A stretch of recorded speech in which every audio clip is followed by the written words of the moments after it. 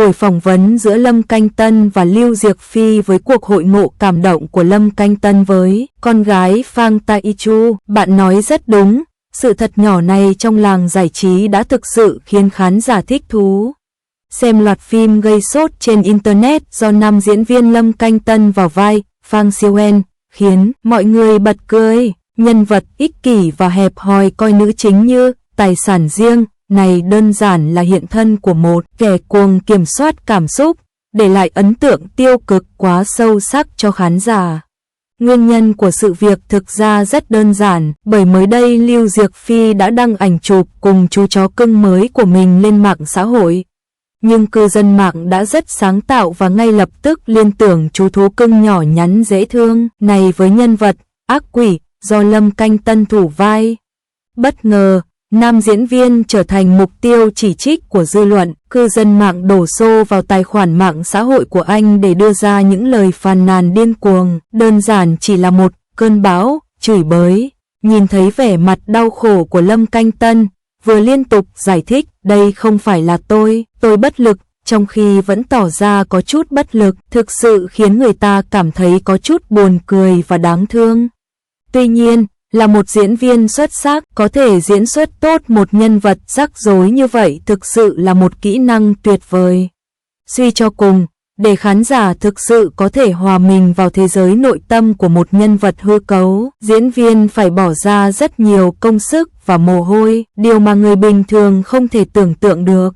Không chỉ vậy, người hâm mộ của Lâm Canh Tân còn đứng ra bảo vệ anh, tỏ ra phẫn nộ. Là một fan cứng, thật sự không thể chấp nhận được khi thấy thần tượng của mình bị ném bom như thế này. Cũng có một số người còn lý trí hơn. Phân tích, Lâm Canh Tân chỉ đang tạo ra một nhân vật theo yêu cầu của kịch bản và đạo diễn, hoàn toàn tách biệt với cuộc sống của chính anh ấy. Chúng ta nên tôn trọng đạo đức nghề nghiệp của diễn viên và không thể đánh đồng nhân vật hư cấu với nhân vật cá nhân ngoài đời thực. Loại phản ứng trực tuyến này có thể được mô tả như trăm bông hoa đang nở rộ và đầy màu sắc. Có người đã vẽ sự việc này thành một bộ truyện tranh 4 khung vui nhộn. Khung cuối quá cường điệu và thú vị đến mức khiến người ta bật cười. Một số cư dân mạng so sánh nam diễn viên với mục tiêu bị dư luận phàn nàn và thậm chí còn bày tỏ sự ngạc nhiên, đây không phải là chính Lâm Canh Tân sao? Có thể thấy nhân vật này đã để lại ấn tượng sâu sắc trong lòng khán giả đến mức nào. Tất nhiên, đối với các diễn viên, nếu nhân vật họ thể hiện hoàn toàn bị khán giả coi là cá nhân sẽ gây ra một số rắc rối. Suy cho cùng, bất kỳ diễn viên nào khi thực hiện một vai diễn đều phải thực hiện đúng theo kịch bản và yêu cầu của đạo diễn, đồng thời hoàn toàn tách biệt với cuộc sống riêng tư của mình. Vì vậy, ngưỡng mộ kỹ năng diễn xuất xuất sắc của một diễn viên nào đó, nhưng chúng ta cũng phải duy trì khả năng phán đoán hợp lý cơ bản và không thể đánh đồng các nhân vật hư cấu với đời thực. Chỉ bằng cách này, chúng ta mới có thể thực sự tôn trọng đạo đức nghề nghiệp của các diễn viên và cho phép thể hiện tầm quan trọng của việc sáng tạo nghệ thuật. Sự việc này không chỉ cho phép chúng ta đánh giá cao sự thú vị của văn hóa Internet trong giải trí mà còn cho chúng ta những suy nghĩ mới về việc sáng tạo và đánh giá cao nghệ thuật điện ảnh và truyền hình. Nó cho chúng ta biết rằng những tác phẩm điện ảnh và truyền hình xuất sắc phải chạm đến trái tim và khơi dậy sự cộng hưởng. Nhưng đồng thời, khán giả cũng phải duy trì lý trí cơ bản và phân biệt rõ ràng ranh giới giữa hư cấu và hiện thực. Chỉ bằng cách thiết lập một cuộc đối thoại thực sự giữa tác phẩm và khán giả trên cơ sở tôn trọng lẫn nhau, nghệ thuật điện ảnh và truyền hình mới có thể bắt kịp nhịp đập của thời đại. Ở góc độ vĩ mô hơn, sự việc này cũng bộc lộ một trạng thái mới của nhóm khán giả đương thời. Trong thời đại thông tin, các kênh tiếp thu nội dung văn hóa của người dân ngày càng đa dạng, thị hiếu và yêu cầu thẩm mỹ cũng không ngừng được nâng cao. Họ không còn tiếp nhận một cách thụ động mà có thể phân tích, diễn giải, thậm chí sáng tạo ra những tác phẩm phụ với sự chủ động chưa từng có. Điều này chắc chắn mang lại những cơ hội và thách thức to lớn cho những người thực hành điện ảnh và truyền hình. Những người làm phim, truyền hình xuất sắc phải bắt kịp thời đại, không ngừng đổi mới để tiếp tục chiếm được tình cảm của khán giả. Là người đánh giá, chúng ta cũng nên có cái tâm bao dung, cởi mở hơn và sử dụng góc độ chuyên môn để đánh giá cao bản chất của tác phẩm. Trong quá trình này, những nỗ lực và khám phá như hiện tượng văn hóa Internet này đang phản ánh việc không ngừng theo đuổi các phương pháp giải trí và thẩm mỹ của con người. Thế hệ trước có thể vẫn đang ở giai đoạn đánh giá thụ động, nhưng thế hệ mới hiện tại đã ngày càng tiến xa hơn trên con đường chủ động sáng tạo và tham gia. Họ mong muốn trải nghiệm văn hóa ba chiều và đa dạng hơn là tiêu dùng đơn lẻ. Vì vậy, những người làm phim và truyền hình cũng nên có thái độ cởi mở và hòa nhập, trân trọng và tiếp thu những phản hồi, sáng tạo của khán giả, đồng thời tìm ra những hướng phát triển mới trong sự va chạm về trí tuệ chung giữa hai bên. Chúng tôi mong muốn được thấy nhiều tác phẩm điện ảnh và truyền hình xuất sắc hơn nữa ra mắt trong thời gian sắp tới, tạo nên một cơn sốt mới về văn hóa giải trí. Với tư cách là một khán giả, chúng ta nên duy trì thái độ cởi mở và khoan dung trong việc đánh giá cao những sáng tạo, nhưng chúng ta cũng nên lý trí và khách quan, đồng thời chú ý như nhau đến việc tham gia vào vở kịch cũng như việc tách biệt. Còn người thực hành cũng nên dùng nhiệt huyết mạnh mẽ và tư duy tiên phong để tạo ra những kiệt tác đối thoại với thời đại và dẫn đầu xu hướng. Chỉ bằng cách tích cực tham gia vào cuộc đối thoại nhiều bên về thưởng thức nghệ thuật này, chúng ta mới có thể vượt qua sóng gió, căng buồm và mở ra một hướng đi mới trong đại dương văn học và nghệ thuật.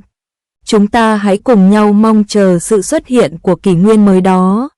Tín 02, cuộc hội ngộ cảm động của Lâm Canh Tân với con gái Phang Taichu, khung cảnh ấm áp tràn ngập tình yêu.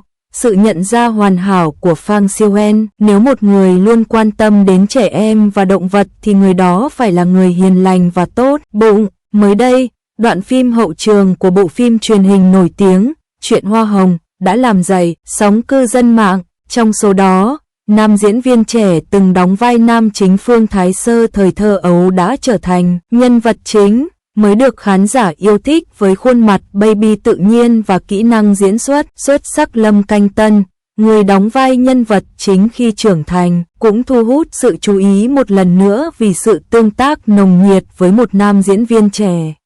Cảnh tượng như vậy khiến người ta liên tưởng đến tình yêu sâu sắc của Phang Taichu dành cho nữ chính Rose trong vở kịch, như thể Lâm Canh Tân đang thực hiện ước mơ của Phang Siêu-en. Diễn xuất xuất sắc của các diễn viên trẻ trong vở kịch thật khó quên. Hình ảnh ngây thơ của cô như một tia sáng sưởi ấm tông màu của toàn bộ vở kịch. Đôi mắt to trong veo đó dường như có thể nhìn thấu vạn vật, lại có nét hồn nhiên đặc trưng của trẻ con. Người ta không khỏi muốn đến gần để bảo vệ vẻ ngoài vô tư này. Dù là sự dịu dàng với bố mẹ, hay nụ cười, sự tinh nghịch khi vui đùa cùng bạn bè, nam diễn viên trẻ đều có thể thể hiện một cách tự nhiên những cảm xúc thật sự cảm động của mình. Kiểu diễn xuất này chắc chắn sẽ tăng thêm phần tươi sáng cho bộ phim truyền hình đầy rẫy những vướng mắc yêu ghét này, đồng thời cũng khiến khán giả bị mê hoặc bởi sự ngây thơ của cô. Khi cốt truyện tiến triển, Lin Kang Sin, nam diễn viên đóng vai Phang Taichu khi trưởng thành, đã ra mắt chính thức, ngay lập tức làm dấy lên những cuộc thảo luận sôi nổi trong khán giả. Một số khán giả cho rằng có một khoảng cách nhất định giữa hình ảnh của Lâm Canh Tân và Phang Taichu thời thơ ấu, dường như không còn giữ được vẻ ngoài xinh đẹp thời thơ ấu. Điều này đã gây ra một cuộc thảo luận trên Internet về ngoại hình bị đảo lộn, và khán giả đã chia rẽ về vấn đề này. Tuy nhiên, nhiều khán giả có quan điểm khác nhau. Họ tin rằng sự trưởng thành và ổn định của Lâm Canh Tân trái ngược hoàn toàn với sự sôi nổi và hoạt bát của Phang Taichu trong thời thơ ấu. Sự tương phản này có thể phản ánh rõ hơn quỹ đạo trưởng thành và hành trình tinh thần của nhân vật, đồng thời phù hợp hơn với thực tế. Sự thay đổi của con người theo thời gian, gác lại những tranh cãi về ngoại hình, diễn xuất của Lâm Canh Tân trong phim rất đáng chú ý. Anh thể hiện hoàn hảo nhân vật trưởng thành đầy tình cảm, trưởng thành và vững vàng Phang Taichu, đồng thời khắc họa một cách sinh động hình ảnh một người đàn ông đã trải qua sự rửa tội của thời gian nhưng vẫn giữ được sự ngây thơ trong lòng. Anh đã sử dụng kỹ năng diễn xuất tinh tế của mình để thể hiện một cách sinh động sự kiên trì trong tình yêu, bảo vệ gia đình và đấu tranh cho sự nghiệp của Phang Taiju, giúp khán giả được thấy một Phang Taiju bằng xương bằng thịt và quyến rũ. Màn trình diễn như vậy chắc chắn khiến mọi người ngưỡng mộ Lâm Canh Tơ với sự ngưỡng mộ, đồng thời cũng làm tăng sự chú ý của khán giả đối với bộ phim này. Điều đáng nói là sau khi quay bộ phim truyền hình, Lâm Canh Tân đã gặp lại nam diễn viên trẻ đóng vai Phang Taiju thời thơ ấu. Cả hai đã để lại một khung cảnh ấm áp và đẹp đẽ giữa quá trình quay quảng cáo. Lâm Canh Tân chơi với nam diễn viên trẻ trong suốt quá trình, đôi mắt anh đầy yêu thương, giống như một người cha yêu thương đồng hành cùng con gái mình. Cảnh tượng này đã được cư dân mạng ghi lại và chia sẻ trên mạng, làm dấy lên những cuộc thảo luận sôi nổi. Cư dân mạng chế nhạo Lâm Canh Tân là con gái nô lệ. Từ sự tương tác của Lâm Canh Tân với các diễn viên trẻ, chúng ta có thể cảm nhận được khía cạnh dịu dàng và ân cần của anh ấy. Giống như một người anh lớn, anh ấy kiên nhẫn chơi đùa với các diễn viên nhỏ, ánh mắt trìu mến và quan tâm khiến người ta cảm thấy ấm áp. Điều này cũng khiến khán giả tin rằng Lâm Canh Tân ngoài đời cũng là người hiền lành, tốt bụng. Cảnh tượng như vậy không khỏi khiến người ta nhớ đến tình yêu sâu sắc của Thái Sơ dành cho Hoa Hồng trong chuyện Hoa Hồng. Phang Taiju âm thầm bảo vệ Rose và hy sinh tất cả vì cô nhưng không bao giờ nhận được phản hồi.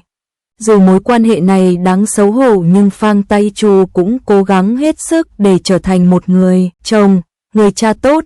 Anh mong muốn có một gia đình trọn vẹn và một tuổi thơ tràn ngập tiếng cười. Có lẽ, sự tương tác giữa Lâm Canh Tân và các diễn viên trẻ là Phang Siêu-en hiện thực hóa ước mơ của mình một không gian và thời gian song song khác.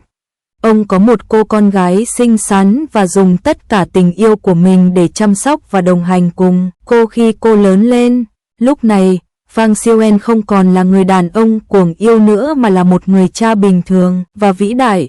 Ông đã dồn hết tình yêu thương cho con gái mình và mang đến cho cô sự ấm áp và hạnh phúc vô hạn. Cảnh tượng như vậy chắc chắn khiến người ta cảm nhận được sự tương tác mật thiết giữa cha và con gái, đồng thời khiến khán giả tin rằng Lâm Canh Tân là một người có trái tim ấm áp và mềm mại. Nam diễn viên trẻ đảm nhận vai Phang Taiju thuở nhỏ cũng để lại ấn tượng sâu sắc cho khán giả, nhờ vẻ ngoài dễ thương cùng khả năng diễn xuất tự nhiên, nhanh nhẹn. Diễn xuất của cô trong vở kịch rất đáng chú ý. Cô khắc họa hình ảnh một cô gái ngây thơ, sinh động và đáng yêu một cách rất sâu sắc. Mỗi nụ cười và mỗi cử động của cô đều tràn đầy sự ngây thơ như trẻ thơ, tạo thêm nét tươi sáng cho bộ phim truyền hình đầy dẫy những vướng mắc yêu ghét này.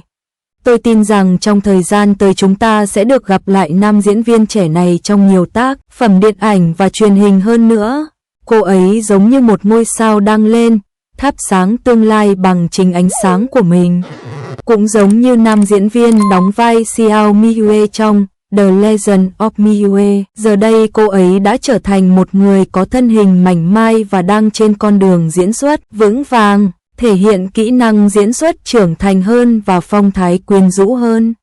Trong những năm qua, chúng ta đã chứng kiến sự trưởng thành của nhiều ngôi sao nhí, một số đã ngày càng tiến xa hơn trong sự nghiệp diễn xuất, số khác lại lựa chọn quay trở lại cuộc sống đời thường. Nhưng dù họ có lựa chọn thế nào đi chăng nữa thì họ đều xứng đáng nhận được sự tôn trọng và chúc phúc của chúng ta, bởi họ đã để lại cho chúng ta những kỷ niệm tuyệt vời trên màn ảnh và cho chúng ta thấy được sự ngây thơ, tươi đẹp của tuổi thơ. Tôi tin rằng nam diễn viên trẻ này sẽ ngày càng tiến xa hơn trong tương lai và trở thành một ngôi sao sáng chói, soi sáng cuộc đời mỗi chúng ta.